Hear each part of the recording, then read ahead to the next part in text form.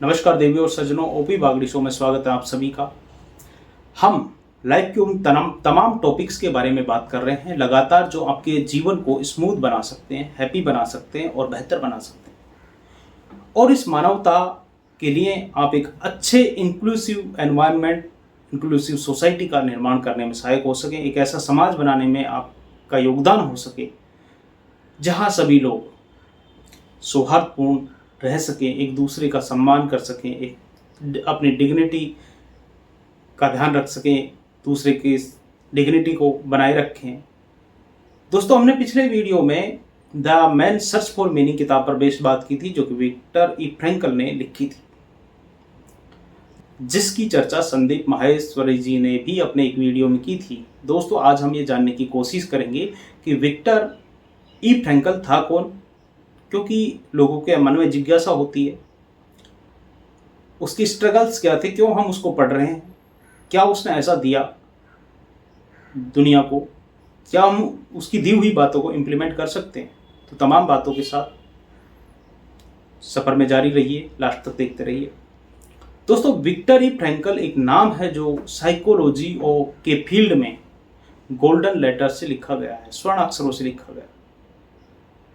ये नाम सिर्फ एक साइकेट्रिस्ट और न्यूरोलॉजिस्ट का नहीं है, बल्कि एक ऐसे इंसान का है जिन्होंने अपनी पर्सनल और प्रोफेशनल लाइफ को एक ऐसे पर्पज के लिए डेडिकेट किया जो ह्यूमैनिटी के लिए एक बैकन ऑफ द होप बन गया, मिसाल बन गया।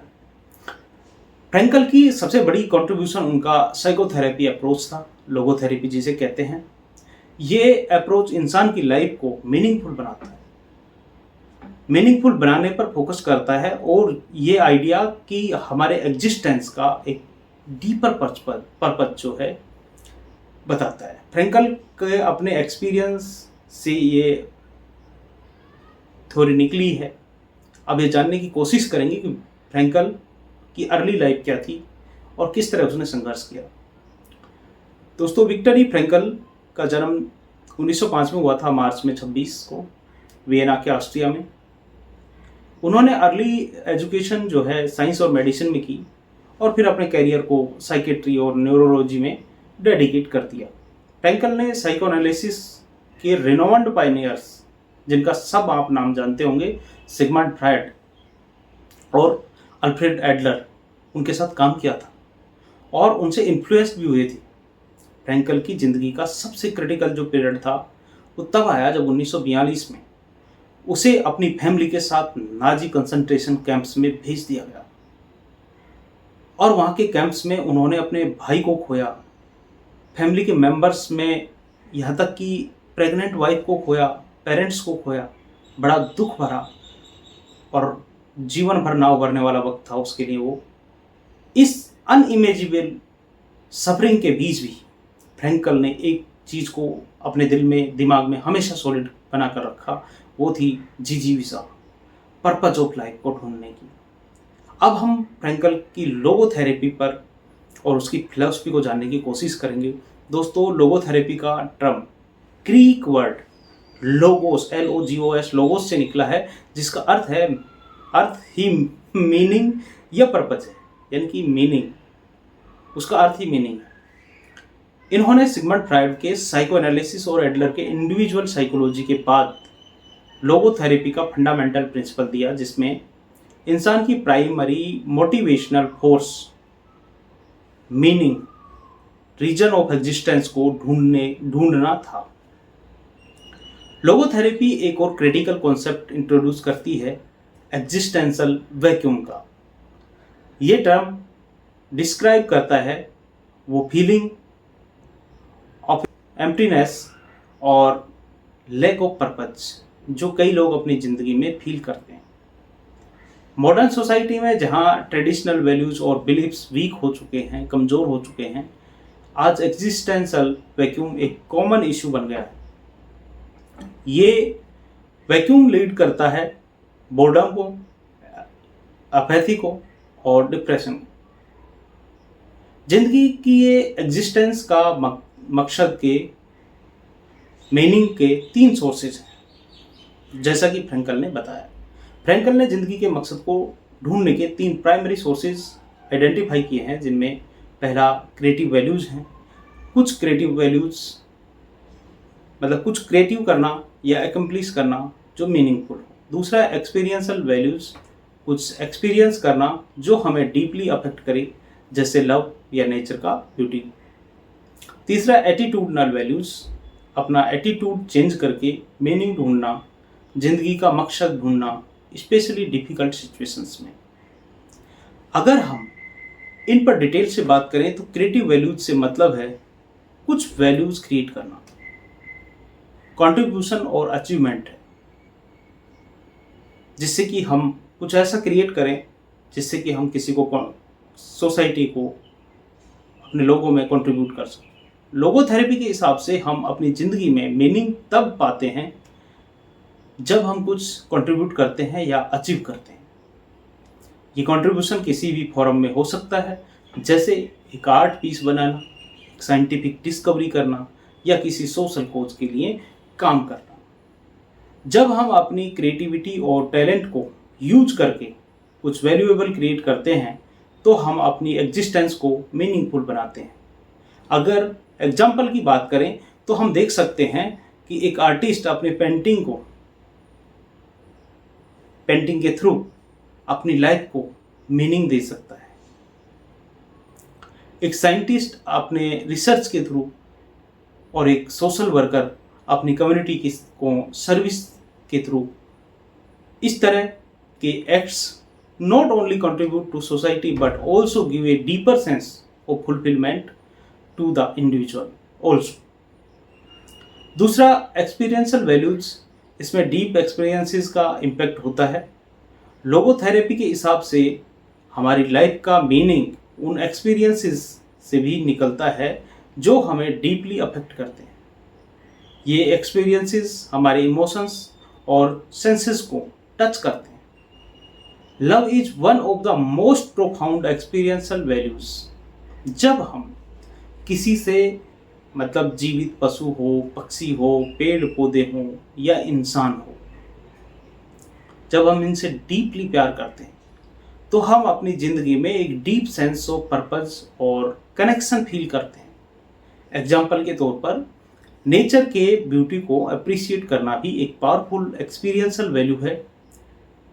एक सनराइज को देखना, लोग उत्तराखंड में हिमाचल के जंगलों में घूमते हैं या गोवा के बीच पर जो समुद्र की वेव्स को फील करते हैं। ये सब एक्सपीरियंस हमें एक हायर पर्पस और कनेक्शन का एहसास दिलाते हैं। तीसरा है एटीट्यूडनल वैल्यूज। दोस्तों, एटीट्यूड चेंज करके ज़िंदगी का मकसद ढूंढने की इसमें कोशिश की जाती है। दोस्तों, लोगोथेरेपी का सबसे यूनिक जो एस्पेक्ट है वो ये है कि सफरिंग में, दुखों में, परेशानी में भी मीनिंग, पर्पज ऑफ लाइफ ढूंढने का अप्रोच प्रमोट करता है। फ्रैंकल कहते हैं, विक्टर फ्रैंकल कहते हैं कि सफरिंग लाइफ का इनएविटेबल पार्ट है, लेकिन हमारा एटीट्यूड टुवर्ड्स सफरिंग डिफाइन करता है कि हम उससे कैसे परसीव करते हैं। सफरिंग में भी मकसद को तलाश पाना हमें उस सफरिंग का बियरेबल बनाता है, सहन करने की ताकत देता है, शक्ति देता है और हमें एक्टिव रखता है। एग्जाम्पल के तौर पे इसको भी अगर देखें तो फ्रैंकल का अपना एक्सपीरियंस कि उन्होंने कंसंट्रेशन कैंप्स में, इस बात का सबसे बड़ा प्रूफ है, जहाँ हर रोज़ उसके सामने हजारों लोग नाजी कैंप में, कंसंट्रेशन कैंप्स में अपनी ज़िंदगी की आखिरी सांस लेते थे, तड़प तड़प कर अपना दम तोड़ देते थे। वहीं उन्होंने अपनी कभी ना भुलाई जाने वाली दुखों में, सफरिंग्स में भी ज़िंदगी के मकसद को ढूंढने को अपना सर्वाइवल और रेजिलेंस का सोर्स बनाए रखा। ये एटीट्यूड हमें स्ट्रॉन्गेस्ट चैलेंजेस और एडवर्सिटी को भी फेस करने की हिम्मत देता है। अब आप कहोगे कि सर कुछ ऐसा बताएं कि हम भी अपनी ज़िंदगी में लागू कर सकें। तो दोस्तों, ध्यान से सुनिए कि लोगोथेरेपी कुछ स्पेसिफिक थेराप्यूटिक टेक्निक्स यूज करती है जो पेशेंट्स को अपनी लाइफ का मीनिंग ढूंढने में मदद करती है, जो कुछ इस प्रकार हैं। ध्यान से एक एक करके सुनिएगा। पहला, डी रिफ्लेक्शन। पेशेंट्स को अपने फोकस को शिफ्ट करने में मदद करता है, यूजुअली अपनी प्रॉब्लम से हटाता है और कुछ पॉजिटिव और पर्पजफुल मीनिंगफुल एस्पेक्ट्स पे कंसंट्रेट करवाता है। दूसरा तरीका है इसका पैराडॉक्सिकल इंटेंशन। इसमें पेशेंट्स को अपने फियर्स और एंग्जाइटीज़ को अपोजिट एक्ट करने के लिए, एनकरेज करने के लिए कहा जाता है, ताकि उन्हें लाइफ की प्रॉब्लम्स को ओवरकम करने में हेल्प मिले। तीसरा है सोक्रेटिक डायलॉग्स। इसमें पेशेंट्स के साथ बातचीत करना और उसे इंगेज करना जो उसके हिडन मीनिंग और पर्पस को अनकवर करने में मदद कर सके। दोस्तों, केस स्टडीज की बात करें तो अब इस बात से सभी वाकिफ हैं। आप जानते हैं कि हमारे माशरे में, हमारे समाज में, हमारे इंडियन सोसाइटी में लड़का जब जवान हो जाए और कुछ कमा नहीं रहा, पेरेंट्स को परेशान कर रहा है, तो पेरेंट्स कहते हैं और कई बार तो पड़ोसी रिश्तेदार भी कहते हैं कि शादी कर लो इसकी, बीवी बच्चे होंगे तो ज़्यादा जिम्मेदार हो जाएगा। बातें काफ़ी हद तक ठीक भी हैं कि जब कोई आदमी जिसकी कोई रिस्पॉन्सिबिलिटी नहीं होती, वह सामाजिक रूप से जिसकी कोई पहचान नहीं होती, वह कई बार गलत कदम उठाने से, सब्सटेंस यूज करने से, किसी के साथ गलत करने में बहुत ज़्यादा नहीं सोचता। लेकिन घर में बीवी बच्चे हों, माँ बाप हों, तो फिर आदमी कुछ गलत करने से पहले 50 बार सोचता है। अगर लाइफ में मकसद है तो फिर आप लंबा जीते हैं, जिंदगी को ज़्यादा अच्छे से जीते हैं, समाज में इंक्लूसिव सोसाइटी का निर्माण करने में आप सहायक होते हैं, सभी की डिग्निटी का ध्यान रखते हैं, दूसरों का सम्मान करते हैं, खुद भी सम्मान के साथ जीने की कोशिश करते हैं, लोगों को परेशान नहीं करते और ना ही खुद परेशान होकर अपना टाइम वेस्ट करना चाहते हैं। तो दोस्तों, ये काफ़ी हद तक ठीक है और आम जिंदगी में हम भी इस चीज़ को अपनाते हैं, इंडियन सोसाइटी भी इस चीज़ को एक्सेप्ट करती है। अब हम बात करते हैं लोगोथेरेपी के मॉडर्न रिलेवेंस क्या है, क्या आज के ज़माने में बाकी क्षेत्रों में भी एप्लीकेबल है, या is it applicable in today's world. दोस्तों, आज के मॉडर्न वर्ल्ड में जहां एग्जिस्टेंशियल क्राइसिस और मीनिंगलेसनेस कॉमन इश्यूज हैं, वहां लोगोथेरेपी की रिलेवेंस और भी बढ़ गई है। Stressful lifestyle, competitive work environments और भागदौड़ भरी जिंदगी की कंडीशंस के बीच लोगोथेरेपी का एम्फेसिस ऑन मीनिंग हमें एक बैलेंस्ड और पर्पसफुल लाइफ जीने में मदद करता है। क्या लोगोथेरेपी कॉर्पोरेट वर्ल्ड में भी काम करती है? तो हाँ जी, करती है। तो दोस्तों, लोगोथेरेपी के प्रिंसिपल्स कॉर्पोरेट वर्ल्ड में भी अप्लाई किए जा रहे हैं। कैसे? कई ऑर्गेनाइजेशंस अपने एम्प्लॉयज़ को मीनिंग ढूंढने में, पर्पस ऑफ लाइफ को ढूंढने में हेल्प करने के लिए लोगोथेरेपी बेस्ड प्रोग्राम्स इंप्लीमेंट कर रहे हैं। ये प्रोग्राम्स ना सिर्फ एम्प्लॉय के वेलबींग को इन्हेंस करते हैं, बल्कि प्रोडक्टिविटी और जॉब सेटिस्फैक्शन को बूस्ट भी करते हैं। क्या लोगोथेरेपी एजुकेशन सिस्टम में भी काम करती है? तो हाँ दोस्तों, बिल्कुल करती है। एजुकेशन सिस्टम में भी लोगोथेरेपी का इंटीग्रेशन बेनिफिशियल हो सकता है।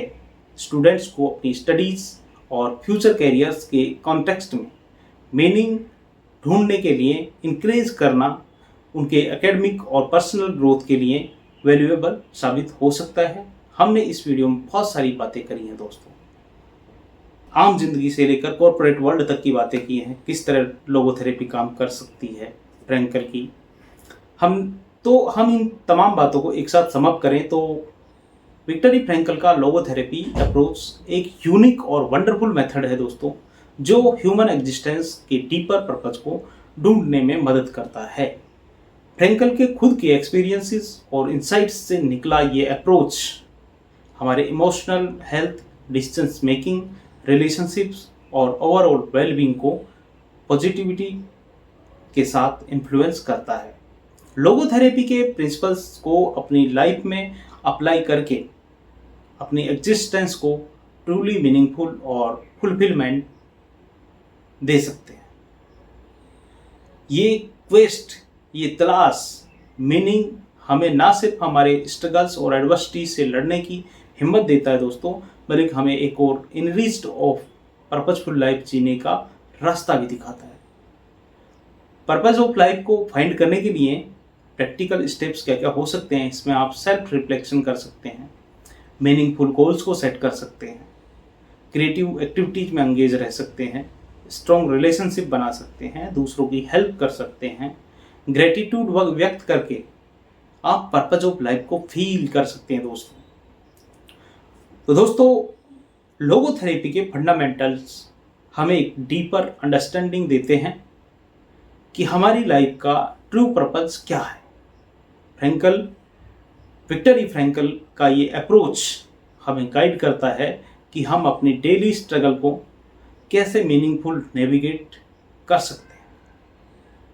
लाइफ का मीनिंग ढूंढना, पर्पस ढूंढना एक लाइफ लॉन्ग जर्नी है दोस्तों, लेकिन ये जर्नी हमें अल्टीमेट फुलफिलमेंट और हैप्पीनेस देती है।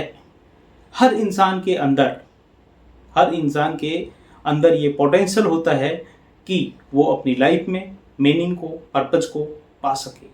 और विक्टर ई फ्रैंकल का लोगोथेरेपी इस पोटेंशियल को अनलीज करता है, उसका पावरफुल टूल है अनलीज करने का। आज के लिए इतना ही। जय हिंद, वंदे मातरम दोस्तों। अगर ये वीडियो आपको अच्छा लगा हो तो लाइक शेयर करना। हाँ, लंबा जरूर है और हाई थिंकिंग करने वाले लोगों के लिए है, हर कोई इसको समझ नहीं पाएगा। नमस्कार, जय।